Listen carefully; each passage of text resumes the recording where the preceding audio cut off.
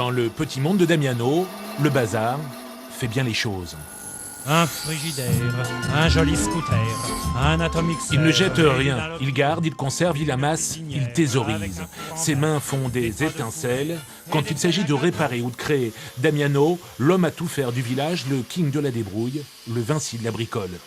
Je suis le meilleur, puisque je suis le seul dans le village. Bon, si on a besoin de quelque chose, on sait très bien que chez Damiano, on risque de trouver, du fait que je récupère tout. Moralité, chez Damiano, c'est outils et matériaux. On trouve tout ce qu'il faut. Cet ancien maçon a épousé une retraite studieuse. Son temps libre, il le consacre à la transformation, au recyclage de son bric-à-brac. D'un morceau de bois d'olivier vont naître des boîtes à sel, une occupation comme une autre pour épicer sa vie. Il éclate. Ça va pas, ça. Ça ne va pas. Moi, je ne peux pas rester sans rien faire.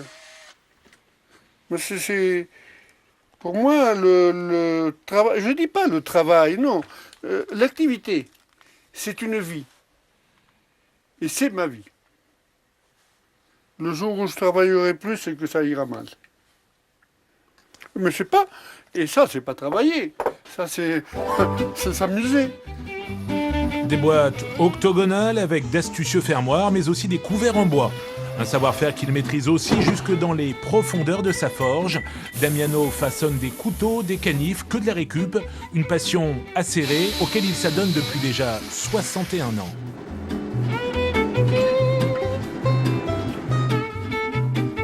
Ah oui. Mon premier couteau, je l'ai fabriqué à l'âge de 12 ans. J'étais en Tunisie. Et je trouvais un morceau de fer. Mon père ferrait les chevaux. Et j'ai mis ce morceau de fer dans la forge. Et ce couteau, je l'ai vendu pour payer mon voyage de Tunis à Marseille. J'ai vendu 50 francs. De l'époque. Rien de mercantile ou presque, à la Saint-Nicolas, Damiano se contente d'un stand sur la place du village. Le temps d'une journée, il expose ses œuvres, une cinquantaine, peut-être plus, Voilà. des pièces uniques qui reflètent sa passion débordante, généreuse, comme le bonhomme. Ah, il roule.